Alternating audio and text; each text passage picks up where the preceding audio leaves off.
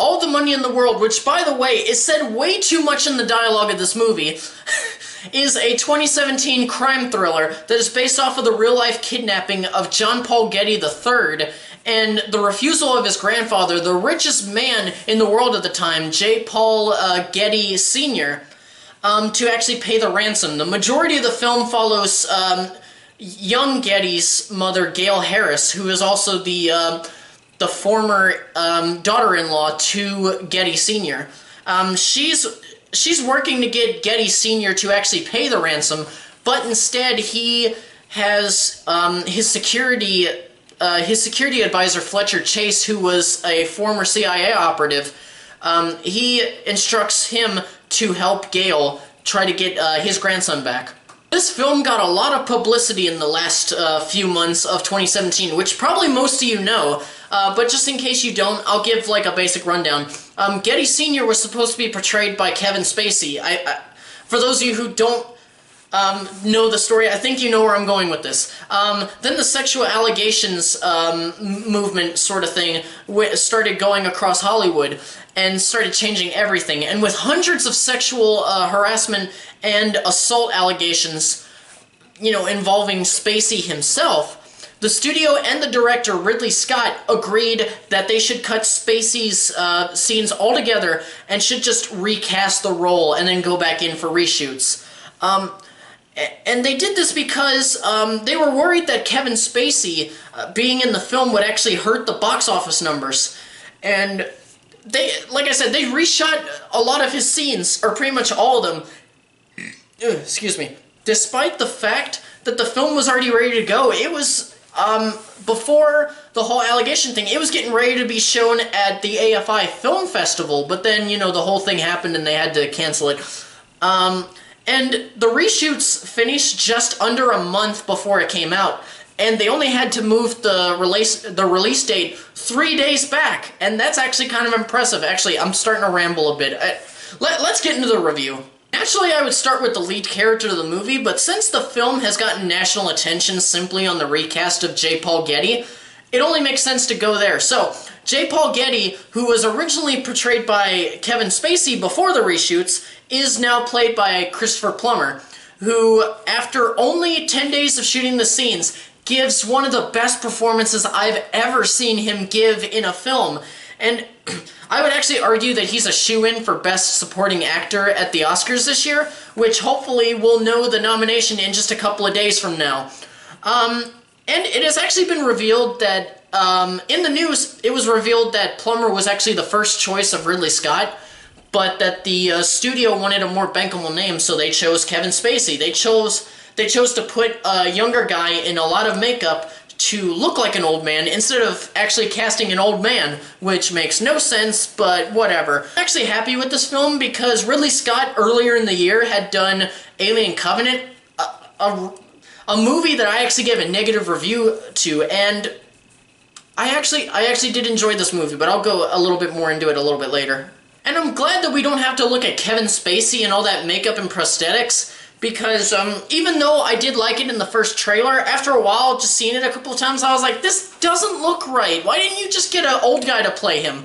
But also, I have to give credit to Mallory, because after we saw the movie, she said something that basically showed that Christopher Plummer was the right person. I was thinking something along the same lines, but I couldn't actually think of how to word it, and she did it instantly with almost no effort, and really it shows that if she wanted to, she could be a film critic. Hell, I would even say that a lot of times she's a better film critic than I am. Anyway, she said something along the lines of this. I'm paraphrasing a little bit, but this was the best approximate thing that she said, so it's not a direct quote.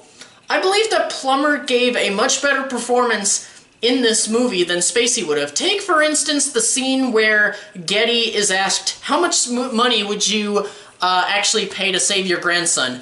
And in the trailer, Kevin Spacey just goes, nothing.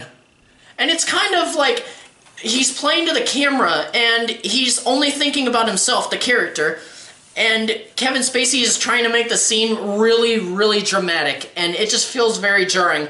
But with Plummer, you see him ponder this question, actually think about it, and then saying the line with confidence but with an air of remorse, like, nothing. It shows that there's a bit more to Getty. It shows deep down that he still cares about his family, but that money and power is getting in the way of everything else. The main character, as I said, the one that we follow through the majority of the film with, excuse me, is Gale Harris. Actually, I gotta get some water, sorry.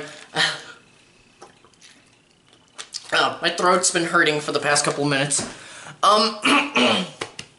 Gale Harris, played by Michelle Williams, who I hope is not overshadowed at the Oscars this year, because she is super great, as always. And she just has one of those ways with acting that I would compare to Al Pacino.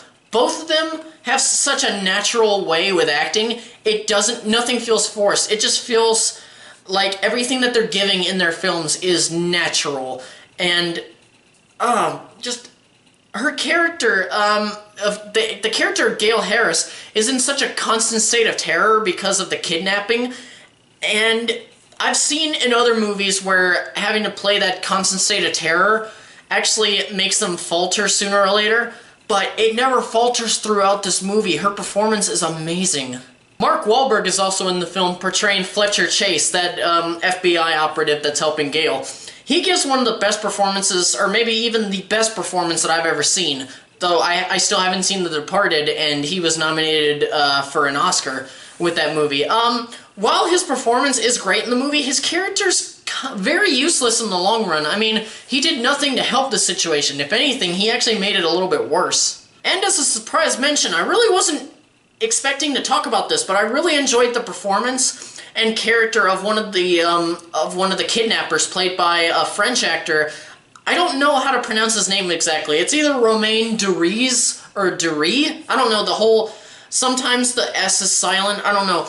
But anyway, you get this arc with him where he begins to care about the young Getty boy, and to keep it from being cliche, it doesn't feel forced. Their relationship actually starts off from a place of trust and kind of reliance on each other to survive. I know it sounds kind of weird, but when you actually see the movie, you'll kind of understand from when their relationship initially starts. And really, I began to care about his character very early on, and then when the movie ended, I was just like, yeah, man, you go. I hope everything works out for you. As a film, this is a very well-made one. I mean, it's very dialogue-heavy, so it will test the patience of a casual moviegoer, but the dialogue is very well-written, and the film is actually rather well-paced. You can feel the tension throughout the movie, though every once in a while you do feel that 2-hour and 13-minute runtime, especially in the third act. What's even more impressive is that there's very little indication that this film went through reshoots. I mean, if you didn't know that it did, then you probably wouldn't notice. The one thing that I did notice that basically clued me in, because for a while I forgot, during the scenes with Mark Wahlberg and Christopher Plummer, compared to the scenes where Wahlberg was in a scene with Williams, he's a lot less bulky, he's less muscular. But, you know, it's just a minor thing that you notice, and it's kind of like, oh, that's kind of cool.